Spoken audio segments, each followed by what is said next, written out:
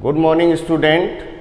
विद्या Bharati public senior secondary school के YouTube channel पर आपका स्वागत है। आज हम आपके लिए लेकर आए हैं अगली तिलहनी फसल है, उसका नाम है सोयाबीन। देखिए बेटा, जैसे हमने तिलहनी फसलों में सबसे पहले मूंगफली की बात की, उसके बाद में तिल की बात की और आज तीसरे नंबर पर हमारी अगली फसल आती है सोयाबीन। देखिए सोयाबीन है, इसकी अंग्रेजी भी देख सकते हैं आप लोग। देखिए इसको हिंदी में सोयाबीन कहते हैं और अंग्रेजी में देखिए SOY सोयाबीन। देखिए आप लोग यहां पर इसके पास में लेकर आइए बीन सोयाबीन। देखिए बेटा, यहाँ पर ये तिलहनी फसल है ये भी, और ये भी खरीफ ऋतु की है। कौन सी ऋतु की है? खरीफ ऋतु की है। तो यहाँ पर देखेंगे अन्य फसलों का हमने जिस प्रकार से क्लासिफिकेशन किया है उसी प्रकार से हम सोयाबीन का भी क्लासिफिकेशन करेंगे। तो देखिए बेटा, यहाँ पर इसका वानस्पतिक नाम देखिए ग्लाइसिन मैक्स होता है। क्या है? Glycine max. क्या है? Glycine max. तो देखिए आप लोग इसका नाम जानकारी प्राप्त करेंगे ग्लाइसिन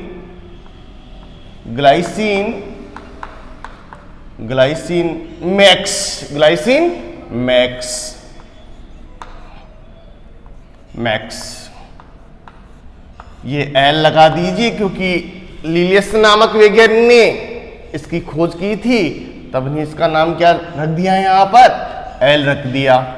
यहाँ पर परिवार देखिए किस परिवार से बिलोंग करती है ये फैमिली। देखिए इसका क्या है? फेबेसी है।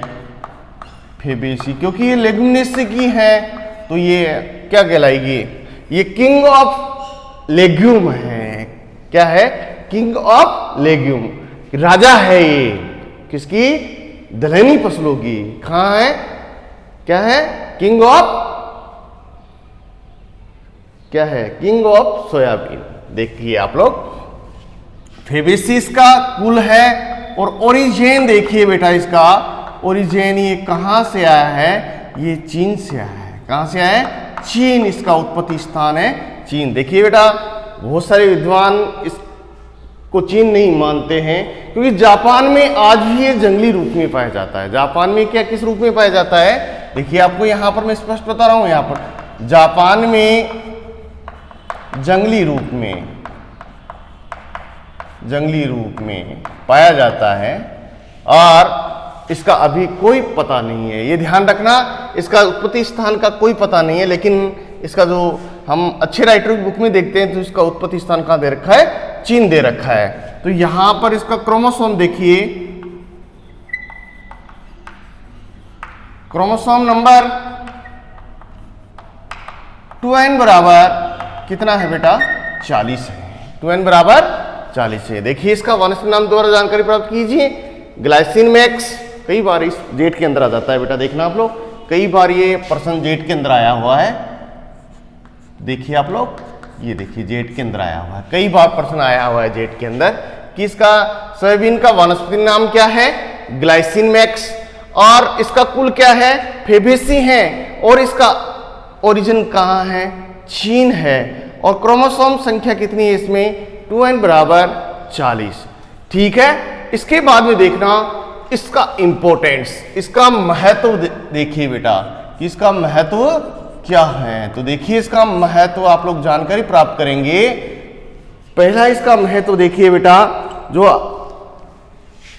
कि ये किस उपयोग में लाई जाती हैं, इसमें कितनी प्रोटीन पाई जाती हैं, कौन सी विटामिन पाई जाती हैं, ये आप लोग जानकारी प्राप्त करने के बाद में ही बेटा आप लोग इस फसल की बुआई करें। ये देखिए आप लोग, यदि आप लोगों को पता नहीं रहेगा तो आप लोग कुछ भी नहीं कर पाएंगे। ये देखना आप लोग, ठीक है। तो आप देखना, सोयाबीन एक बहुगुण, सोयाबीन देखिए, सोयाबीन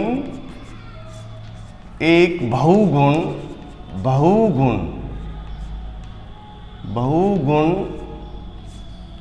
संपन्न,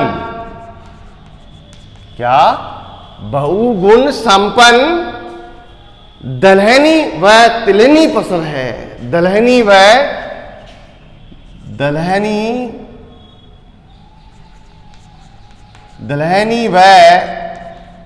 तिलहनी फसल है। ये देखिए आप क्या है, बहुगुण संपन्न है ये। देखिए इसमें यहां पर आप लोग प्रोटीन, यहां पर आपको बता रखा है, प्रोटीन बता रखा है 40 से 43.5% बता रखा है आपकी नोटबुक में, लेकिन इसका जो फैक्ट है बेटा 42%, क्योंकि जेट के अंदर प्रश्न आएगा तो इसमें प्रोटीन कितना पाया जाता है, 42% पाया जाता है। ये फैक्ट है आपका, जेट के अंदर है, देखना है। पी लगाकर यहां पर देखिए जेट लिख दीजिए आप लोग, ये देखिए आप लोग, क्योंकि एग्जाम में आपको 42% मिलेगा, जो जेट की एग्जाम है उसमें 42% मिलेगा, अन्यथा इसमें 43.5% तक प्रोटीन पाई जाती हैं। इसके बाद में देखना, इसका देखना, इसके दानों में, सोयाबीन के दानों में देखना इसका इंपॉर्टेंस। सोयाबीन के दानों में 40 से 43.5% प्रोटीन पाई जाती है, प्रोटीन पाई जाती है। देखना ये इसका इंपॉर्टेंस अन्य देखेंगे बेटा। सोयाबीन को गरीब आदमियों के मांस की संज्ञा दी गई है। किसकी मांस की संज्ञा दी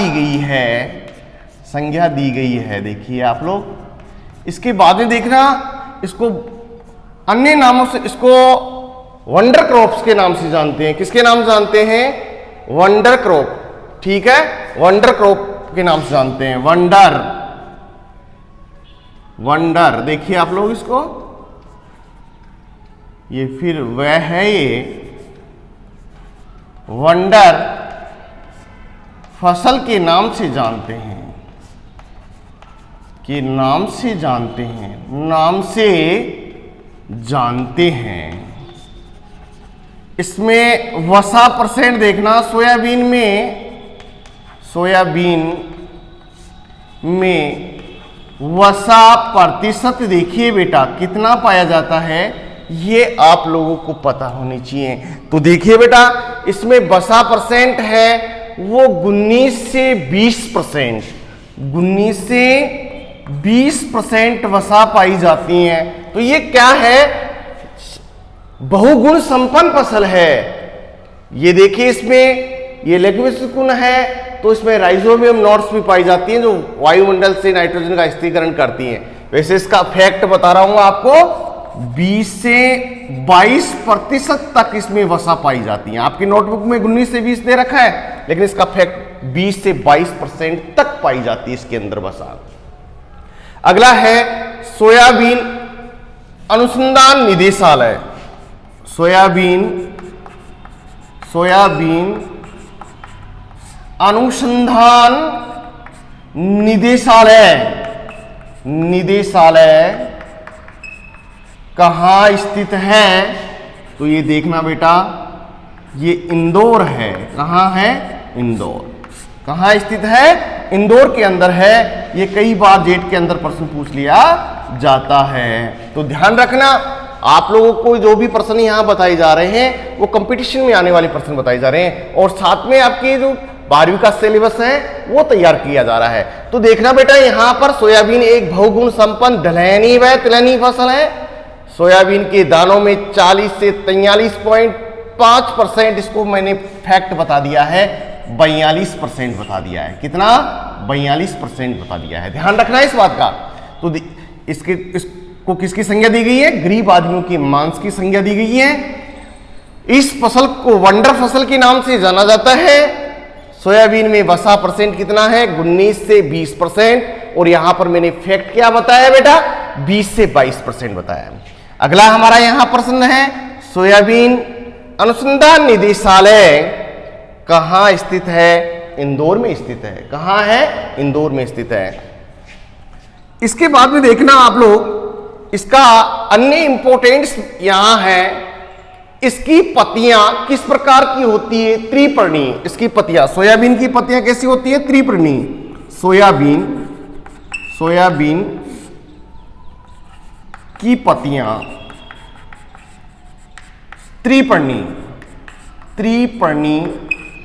त्रिपर्णी होती हैं। ये ध्यान रखना, त्रिपर्णी है, त्रिपर्णी प्रकार की होती हैं। देखना बेटा, इसको सोयाबीन का काला रंग देखना, सोयाबीन का काला रंग किसके कारण होता है? सोयाबीन का काला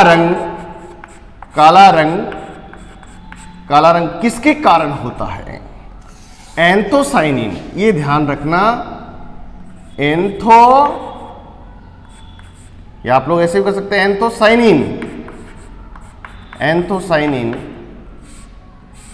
एंथोसाइनिन ऐसे लिख लो आप लोग, एंथोसाइनिन एंजाइम्स के कारण, है ना, एंथोसाइनिन एंजाइम्स के कारण, या वर्णक के कारण, एंजाइम वर्णक के कारण इसका रंग क्या होता है? काला होता है। सोयाबीन का काला रंग किसके कारण होता है? एंथोसाइनिन वर्णक के कारण इसका रंग कैसा होता है? काला होता है। इसके बाद देखना, इसको शिलाजीत, किसको? सोयाबीन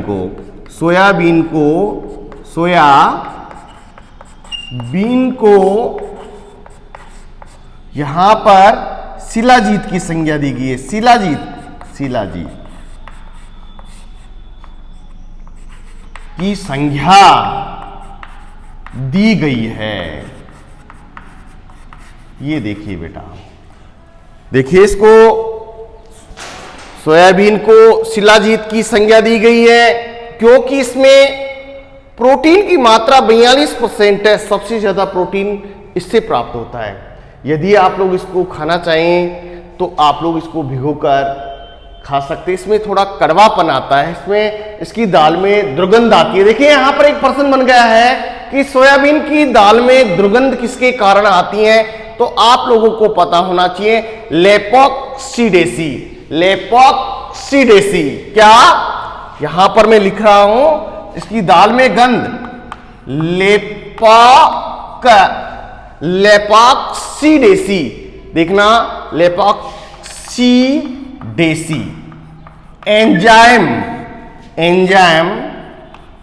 एंजाइम के कारण दुर्गंध आती हैं। देखिए बेटा, जो ये सोयाबीन है, यहां पर अच्छी प्रकार से देख लेना, सोयाबीन की दाल में दुर्गंध किसके कारण आती है? लेपोक्सिडेसिक एंजाइम्स के कारण आती हैं। देखिए इसको अच्छी प्रकार से याद करना, ये कई बार जेट के अंदर प्रश्न आ जाता है और आप लोग गलत कर बैठते हैं। ठीक है, तो इसको आप लोग ध्यान रखना, lipoxidase enzyme, very very most important question है बेटा। तो यहां पर देखना, इसको शिलाजीत की संज्ञा दी गई है, इसकी दाल में दुर्गंध लेपोक्सिडेसी एंजाइम के कारण आती हैं। और देखना, सोयाबीन को तिलहन का बहुस्य कहा जाता है। सोयाबीन को तिलहन का बहुस्य कहा जाता है। ये देखिए बेटा, यहां पर आप लोगों को कितने प्रश्न बन गए हैं। यदि इसको आप लोग अच्छे प्रकार से अपने नोट्सों में उतार रहे हैं तो आप लोग बहुत अच्छा नंबर ला सकते हैं। साथ में देखना, इसमें कौन सी विटामिन प्रचुर मात्रा में पाई जाती है। देखना, इसमें सोयाबीन में विटामिन कौन सी पाई जाती है? तो देखिए आप लोग, विटामिन बी पाई जाती है। क्या पाई जाती है? विटामिन बी प्रचुर मात्रा में पाई जाती है। प्रोटीन तो मिल ही रही है, साथ में हमारे को विटामिन बी जो अन्य फसल से नहीं मिल पाती है, तो तो आप लोग ध्यान रखना, किसी में ज्यादा होती है, किसी में कम होती है। तो यहां पर इसमें प्रचुर मात्रा में क्या बता रखा है, बी बता रखा है, और प्रोटीन भी प्रचुर मात्रा में ही है इसमें। तो आप लोग इसको आप लोग इसको भिगो कर खा सकते हैं या भुनकर खा सकते हैं, क्योंकि इसमें थोड़ा सा खसिला होता है, कड़वापन आता है, वो देखना। इसमें जो दुर्गंध है, लेपॉक्सिडेक्सी जो एंजाइम्स है उसकी वजह से इसमें दुर्गंध आने लग जाती है इसकी दाल के अंदर, जो अपन खाने में अरुचि पैदा करते हैं। तो देखिए बेटा, ये जितने भी इंपॉर्टेंट पर्सन हैं एक बार और देख लीजिए ताकि आपको याद हो जाइए। वनस्पति नाम है ग्लाइसिनमेक्स, लिलियस वैज्ञानिक इसकी खोज की थी। फैमिली इसका देखना आप लोग, फेबेसी है। ओरिजिन इसका चीन, जापान में आज भी ये जंगली रूप में पाया जाता है। तो विद्वानों का मत है कि इसका कोई उत्पत्ति स्थान नहीं है, कोई किसी का मत नहीं है कि ये फैक्ट है। तो ये ध्यान रखना। इसमें क्रोमोसोम संख्या कितनी है, 2n बराबर 40 है। इसके बाद में देखना, सोयाबीन एक बहुगुण संपन्न दलहनी व तिलहनी फसल है। तिलहनी फसल को हम जो आईपोम नाम सुना है, आईपोम किससे संबंधित है, ध्यान रखना, ये तिलहनी फसलों से संबंधित है। जो तेल वाली फसलें होती हैं उससे संबंधित है आईपोम। देखिए यहां पर दलहनी व तिलहनी फसल है। सोयाबीन के दानों में 40 से 43.5% प्रोटीन पाई जाती है। इसको गरीब आदमियों के मांस की संज्ञा दी गई है। वंडर फसल के नाम से जानी जाती है। सोयाबीन किसके नाम से जानी जाती है, वंडर फसल के नाम से जानी जाती है। सोयाबीन में फैट परसेंट कितना पाया जाता है, 19 से 20% पाया जाता है। और इसका फैक्ट देख लेना, यहां पर कोष्टक में बता रखा है 20 से 22%। और इसके बाद में अगला प्रश्न बनता है, सोयाबीन अनुसंधान, यहां पर शॉर्ट रूप में लिखा है, इसको अनुसंधान निदेशालय कहां स्थित है, तो आप लोगों का उत्तर होगा इंदौर स्थित है। इसके बाद देखना, सोयाबीन की पत्तियां किस प्रकार की होती हैं, त्रिपर्णी होती हैं। कैसी होती हैं, त्रिपर्णी होती हैं। इसके बाद में अगला प्रश्न है, सोयाबीन का काला रंग किसके कारण होता है, तो बेटा ध्यान रखना, एंथोसाइनिन वर्णक के कारण होता है, पिगमेंट्स के कारण होता है। किसके कारण, एंथोसाइनिन पिगमेंट्स। और अगला प्रश्न है, सोयाबीन को शिलाजीत की संज्ञा दी गई है। तो ये इतने प्रश्न बन रहे हैं, इसको आप लोग सिस्टमेटिक तरीके से याद कर लीजिए और लिख भी लेना, ठीक है बेटा। क्योंकि अगर आप लोग इसको छोड़ देंगे तो ये आपके भविष्य में जो आने वाली कंपटीशन है वो उससे आपको वंचित कर देंगे। तो आप लोग इस जो वीडियो देख रहे हैं, आप लोग इसको अच्छी प्रकार से अपनी नजर को मत ना उठाइए और देखते रहिए। आप लोग आगे हम चलते हैं। देखना बेटा, अगला हमारा टॉपिक है क्लाइमेट है, क्योंकि हम अन्य फसलों में भी क्लाइमेट देखा है, तो इसमें भी हम क्या देखेंगे, क्लाइमेट देखेंगे। तो आप लोग अच्छी प्रकार से देखना कि इसकी सफल खेती के लिए किस प्रकार की जलवायु की आवश्यकता होती है। तो देखना आप लोग, मैं अभी आपके को इसकी जलवायु के बारे में बता रहा हूं। देखिए इसकी जलवायु, क्लाइमेट देखिए जलवायु। इसकी सफल खेती के लिए गर्म व तर, मीन्स तर का मतलब नमी, क्योंकि ये भी क्या है, उष्णकटिबंधीय जलवायु में अनुकूल है। क्योंकि यहां पर गर्म व तर जलवायु की आवश्यकता होती है। देखना इसकी सफल खेती के लिए कैसी होती है, गर्म व तर जलवायु की आवश्यकता होती है। और ये फसल क्या होती है, कितने सेंटीमीटर वर्षा वाले क्षेत्रों में, 65 से 125। देखना 65 से 125 सेमी वार्षिक वर्षा वाले, वार्षिक वर्षा वाले क्षेत्रों में इसकी खेती सफलतापूर्वक की जा सकती है। तो देखिए बेटा, वेरी वेरी मोस्ट इंपॉर्टेंट है कि इसकी जलवायु कैसी होनी चाहिए, गर्म व तर, और 65 से 125। ये कई बार जेट में प्रश्न पूछ दिया जाता है बेटा, आप लोग ध्यान रखना। ही 65 से 125 सेंटीमीटर, यहां पर सेमी दे रखा है, वार्षिक वर्षा, ये वर्षा की सबसे बड़ी इकाई है और सबसे छोटी इकाई mm है। ठीक है, ध्यान रखना, ये भी आप लोग गड़बड़ कर देते हैं कि यहां सेंटीमीटर दे रखा है, तो यहां पर देखना 65 से 125 सेमी वार्षिक वर्षा वाले क्षेत्रों में इसकी खेती सफलतापूर्वक की जा सकती है। तो देखना इसकी बीज अंकुरण के लिए, देखना बीज अंकुरण के लिए कितनी डिग्री सेंटीग्रेड तापमान की आवश्यकता होती है वो आप लोगों को पता होना चाहिए। तो यहां पर बीज अंकुरण के लिए टेम्परेचर देखिए 15 डिग्री से 32 डिग्री सेंटीग्रेड तापमान की आवश्यकता होती है। कितनी होती है? देखिए बोर्ड पर 15 से 32 डिग्री सेंटीग्रेड। और पौधे की वृद्धि के लिए कितना? पौधे की वृद्धि के लिए देखिए आप लोग, वृद्धि के लिए है 25 डिग्री से 30 डिग्री सेंटीग्रेड तापमान अनुकूल होता है। देखिए यहां पर 4-5% बने हैं, उसको देखना आप लोग। यहां पर जलवायु क्या बताई मैंने? गर्म वातावरण। वार्षिक वर्षा वाले क्षेत्र कितनी वर्षा होना जरूरी है? वहां पर 65 से 125 सेंटीमीटर वार्षिक वर्षा वाले क्षेत्रों में इसकी खेती सफलतापूर्वक की जा सकती है। बीज अंकुरण के लिए टेम्परेचर कितना होना चाहिए? 15 डिग्री से 32 डिग्री सेंटीग्रेड। और पौधे की वृद्धि के लिए 25 से 30 डिग्री सेंटीग्रेड तापमान अनुकूल है। देखिए यदि टेम्परेचर अनुकूलन नहीं है तो हमारी फसल क्या नहीं करेगी? वृद्धि नहीं करेगी। तो ये ध्यान रखना, ये हमारी फसल का इंपॉर्टेंट टॉपिक है क्लाइमेट। यदि ये अनुकूलन नहीं है फसल के लिए तो फसल हमारी क्या हो जाएगी? चौपट हो जाएगी। हमने इसका क्लासिफिकेशन कर लिया, इंपोर्टेंस कर लिया। इंपोर्टेंस करने के बाद में हम फसल शुरू करते हैं। तो हमारा पहला टॉपिक है यहां पर जलवायु है। जलवायु हमारे को यहां फसल के लिए अनुकूल हो गई तो हमारा प्रोडक्शन भी क्या होगा? अच्छा होगा। तो ये ध्यान रखना। इसके साथ में मृदा, दूसरा टॉपिक है हमारा सोइल। देखिए आप लोग, सोइल भी बहुत इंपॉर्टेंट है। अगर मृदा सही नहीं है वहां की तो इसका प्रोडक्शन क्या होता है? खराब होता है। तो इसलिए आप लोग ध्यान रखना, इसकी सफल खेती के लिए दोमट व कपास की काली मिट्टी, कपासी काली मिट्टी भी कह सकते हैं हम इसको, कपास की काली मिट्टी बहुत अच्छी रहती है।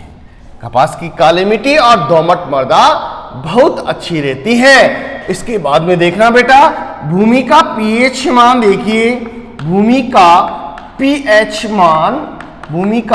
मान देखिए कितना होना चाहिए? कितना? 6.5 से 8.5 के मध्य होना चाहिए। ये देखिए आप लोग 6.5 से 8.5 के मध्य बहुत अच्छा रहता है। भूमि कंकरीली पथरीली नहीं होनी चाहिए। भूमि में जल निकास की समुचित व्यवस्था होनी चाहिए, क्योंकि अगर जल निकास की समुचित व्यवस्था नहीं होगी तो तनाव विगलन या जड़ गिलन रोग हो जाएगा इसके अंदर और आपका प्रोडक्शन क्या होगा? चौपट हो जाएगा। तो ये ध्यान रखिए आप लोग। इसकी सफल खेती के लिए किस प्रकार की मिट्टी होनी चाहिए? दोमट व काली कपासी मिट्टी या कपास की काली मिट्टी, ऐसे भी लिख सकते हैं आप, या आप लोग शॉर्ट रूप में लिख सकते हैं कपासी काली मिट्टी। इसके बाद एक भूमि का पीएच मान है 6.5 से 8.5 के मध्य। इसके बाद में देखना बेटा, आप लोगों की अगला टॉपिक है किस्में। देखिए आप लोग, उन्नत किस्में देखिए आप लोग, उन्नत किस्में। क्योंकि बेटा अगर किसान को वैरायटी का पता नहीं रहता है, क्योंकि उसके मार्केट के अंदर विभिन्न प्रकार की किस्में आई हुई रहती हैं, उसको यही पता नहीं रहता है कि कौन सी किस्म लानी है कौन सी नहीं लानी है, तो उससे किसान को बहुत सारा आर्थिक हानि उठानी पड़ती है।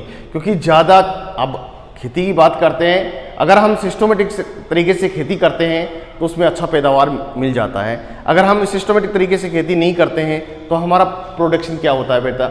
डूब जाता है। क्योंकि किसान क्या करता है, अभी एक बात बता रहा हूँ, किसान की जो खेती है एक जुआ है। उसको जुआ क्यों बता रहा है? क्योंकि इसके अंदर ऐसे फसल के अंदर वो अगर उसके पूरी फसल सुरक्षित आ जाती है तो वास्तव में बहुत अच्छा लाभ प्राप्त होता है। लेकिन ऐसी प्राकृतिक आपदाएं हैं इंसेक्ट हैं, रोग हैं, वो फसल के पीछे पड़ जाते हैं, किसान को पूरा लाभ नहीं होने देते हैं। क्योंकि जितनी फसल नहीं होती है, कभी कभार तो उनकी दवाओं का पैसा भी किसान को नहीं मिल पाता है। देखिए बेटा, उसका कारण क्या है कि हम सिस्टमेटिक तरीके से खेती नहीं करते हैं, और फिर हम क्या करते हैं, एक दूसरे की देखा देख कि ये किसान फला दवा लेकर आया है इस इंसेक्ट को खत्म करने के लिए, मैं भी दूं, क्योंकि हम जैविक खेती अपनाते नहीं।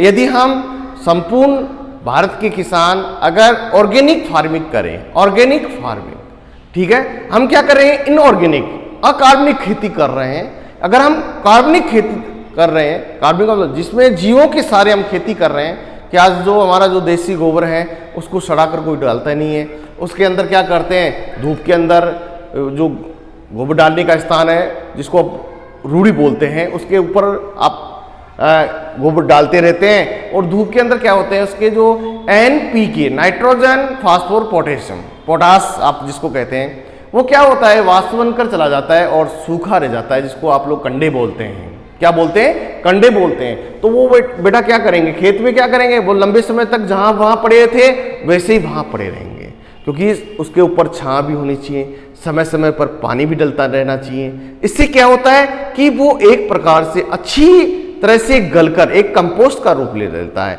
मीन्स खाद का मतलब ये होता है कि कोई भी अवशेष खाद में दिखाई नहीं देवे, क्योंकि जो पशु हैं बहुत सारे ऐसे अवशेष हैं जिसको बिना पचा हुआ भी बाहर निकाल देता है और वो एक खाद बनता है। लेकिन खाद बनने से पहले क्या होता है, क्योंकि आप लोगों को बताऊं कि इसमें इतने न्यूट्रिएंट्स हैं, जैविक खाद जो आप लोग ये जो गोबर की खाद, देसी खाद की बात करें, इसमें इतने न्यूट्रिएंट्स हैं जो हमारी फसल के लिए लंबे दीर्घकालिक समय तक इसको पोषक तत्व प्रदान करते रहते हैं।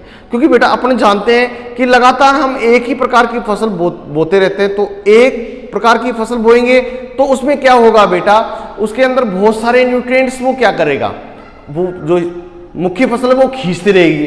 अब भूमि के अंदर एक ही प्रकार का न्यूट्रिएंट्स खींचता रहेगा तो आप लोगों को पता है न्यूट्रिएंट्स की कमी आएगी, तो न्यूट्रिएंट्स की कमी आएगी तो अन्य फसल अगली साल हम बोएंगे तो क्या होगी, वो फसल कमजोर होगी।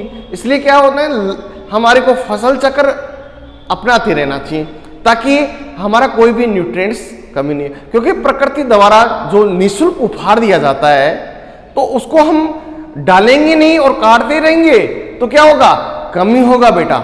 इसलिए हमारे को सिस्टमेटिक तरीके से चलते रहना है। अगर हम रसायनों का ज्यादा उपयोग करते हैं तो वायुमंडल को क्या करेंगे, हम क्या करेंगे, असंतुलित करेंगे। असंतुलित करेंगे तो प्राकृतिक आपदाएं होंगी, प्राकृतिक आपदाएं होंगी तो वो किसके ऊपर गिरेगी, किसान की पर गिरेगी। तो ये ध्यान रखना, ये हमने जो प्रकृति का बैलेंस बिगाड़ा है वो केवल किसने बिगाड़ा है, जो ये फर्टिलाइजर्स की कंपनियां हैं वो उन्होंने डाला है। कि अब इनको नाइट्रोजन जैसे यूरिया के अंदर 46.1% होता है, क्योंकि इसमें 46% दे रखा होगा, देखना यूरिया के कट्टे पर आप लोग लिखा होगा 46% दे रखा, लेकिन इसका फैक्ट है 46.1 पॉइंट। हाँ, इसमें नाइट्रोजन होती है और अभी ऐसी कंपनी आ रही है 46% से भी कम निकाल रही है और उसके जगह अन्य स्थान दे रही है।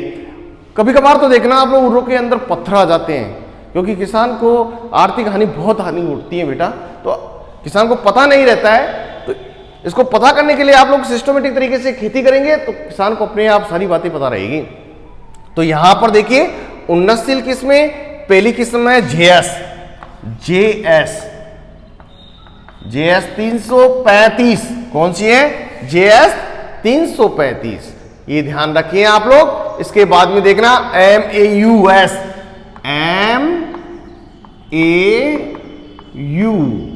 और S, MAUS कितनी, 81 नंबर। तीसरे पर देखिए आप लोग, 3 नंबर पर देखिए आप लोग NRC 12, जिसको हम अहिल्या 3 के नाम से जानते हैं। किसके नाम जानते हैं, अहिल्या 3। NRC 12 का दूसरा नाम है अहिल्या 3। इसके बाद देखना NRC 37,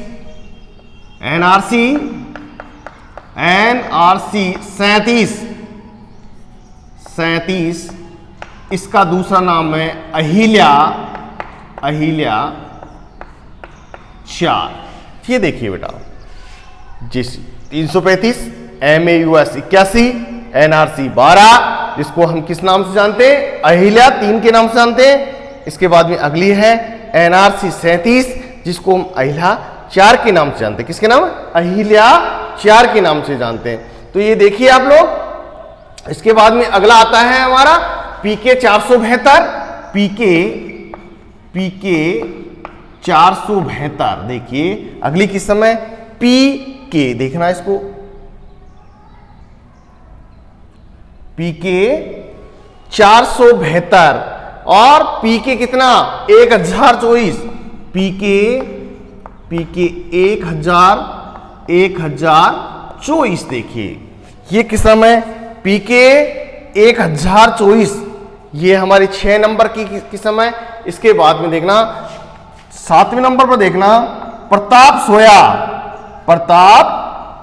सोया 1, और अगली है प्रताप सोया 2। देखिए बेटा यहां पर प्रताप सोया 1, प्रताप सोया 2। आप लोगों को बोर्ड के अंदर क्या करना होगा, एक एक लाइन के अंदर इसको सिस्टमेटिक तरीके से, है ना, नीचे तक चलते आएंगे। जैसे पहले, सबसे पहले आपने क्या किया, यहां पर क्या किया, आपने वर्गीकरण किया, ठीक है, अपने नोट्स की बुक में डाल लिया आपने। इसके बाद में देखना आप लोग इंपोर्टेंस देखा, इंपोर्टेंस ऐसे नहीं कि पीछे अगल बगल कर लिया, इसके नीचे जस्ट इंपोर्टेंस लगाइए आप लोग और पॉइंट वाइज लिखती रहिए, ठीक है। इसके बाद में आप लोग जलवायु लिखिए, तो जिस प्रकार से ये जलवायु है। उसके बाद में देखना मृदा लिखिए, और मृदा के बाद में आती है हमारी उन्नतशील किस्में, जो हमने सिस्टमेटिक तरीके से बता रखी है। कि बहुत सारे बालक क्या करते हैं कि घास काट देते हैं, उसके अंदर देखना इसके यहाँ पर कोमा लगा लगा के यहाँ पर आगे तक पूरी लाइन को कवर करते हैं वो, तो उससे क्या होती है, किस्म याद नहीं होती है। दूसरी बात, हमारी किस्मों का पता नहीं रहता है और हम गलत कर बैठते हैं, तो ये ध्यान रखना। अगली किस्म है प्रतिष्ठा, 9 नंबर पर है प्रतिष्ठा। इसके बाद में 10 नंबर पर है गोराव। इसके बाद में 11 नंबर पर है मोनेरा। कौन सी है? मोनेरा। ये देखना मोनेरा, देखिए आप लोग बेटा, ये मोनेरा किस्म है। ये देखिए मोनेरा, ये किसकी है? सोयाबीन की है। प्रताप सोया 1, प्रताप सोया 2, प्रतिष्ठा, गौरव, मोनेरा और अलंकार। देखना आप लोग अपने आप ही, यदि आप लोग तैयारी करते हैं तो आप लोग अपने आप ही ऑटोमेटिक याद आ जाएगी। जैसे अभी मेरे को याद आया है अलंकार। देखिए प्रताप सोया 1, प्रताप सोया 2, प्रतिष्ठा, गौरव, मोनेरा और अलंकार। ये ध्यान रखना, ये 10-11 किस्म है, आप लोग इसको अच्छी प्रकार से याद कर लेना, ठीक है बेटा। इसके बाद में देखते हैं हम सीड रेट देखते हैं बेटा। बीज की मात्रा देखते हैं हम कि बीज की मात्रा कितनी लेनी है। देखिए आप लोग सीड रेट, बीज की मात्रा, तो देखना महीन दानों में, देखना जो महीन दाने होते हैं, महीन दानों में ले सकते हैं आप लोग कितनी? 75 से 90 किलोग्राम लीजिए आप लोग। 75 से 90 किलोग्राम प्रति हेक्टर के हिसाब से आपको बीज की मात्रा लेनी है, ठीक है। इसके बाद में देखना बेटा, जो आपका ये इसके मध्यम देखना, इसको आप लोग छोटे दाने कर सकते हैं, छोटे दाने। इसके बाद देखना मध्यम दाने। इसके लिए आप लोग देखिए बेटा 40 से 45 किलोग्राम बीज की मात्रा लीजिए, ठीक है। इसके बाद में 3 नंबर पर देखिए आप लोग क्या लेंगे? बड़े दाने। बड़े दाने में क्या लेंगे आप लोग? बड़े दाने में कितना ले रहे हैं? 75 से 90 किलोग्राम प्रति हेक्टर के हिसाब से आप लोग बीज की मात्रा लें। इसके बाद में देखना बीजोपचार। देखिए बेटा बीजोपचार के अंदर देखिए बेटा, आप लोग 2 ग्राम प्रति किलोग्राम बीज के हिसाब से क्या लेंगे? ये आप लोग ऐसे लिख सकते हैं, 2 ग्राम थायरम प्रति केजी बीज के हिसाब से उपचारित करके बुआई करें, ठीक है। इसके बाद में देखना बेटा, इसके बाद में आप लोग देखेंगे जैसे 5 ग्राम ले लीजिए आप लोग, इसको उपचारित करने के बाद में क्या करें, 5 ग्राम प्रति किलोग्राम बीज के हिसाब से पीएसबी लें, पीएसबी कल्चर, ठीक है। ये देखिए पीएसबी कल्चर, ये देखिए आप लोग, ठीक है। ये बीजोपचार लेने के बाद में आपने क्या करेंगे, आप लोग बीजोपचार के बाद में सीधे आप आइए खाद एवं उर्वरक। देखिए बेटा जो हमारा पॉइंट है अगला वो रहेगा, देखना खाद एवं उर्वरक है अगला, खाद एवं उर्वरक, ये हमारा अगला टॉपिक है, वो बेटा हम आपको कल बताएंगे। तो देखना बेटा जो आज का वीडियो है, आप इसको समझ में आया होगा आपको, इसके लिए आप लोग लाइक करना। धन्यवाद बेटा।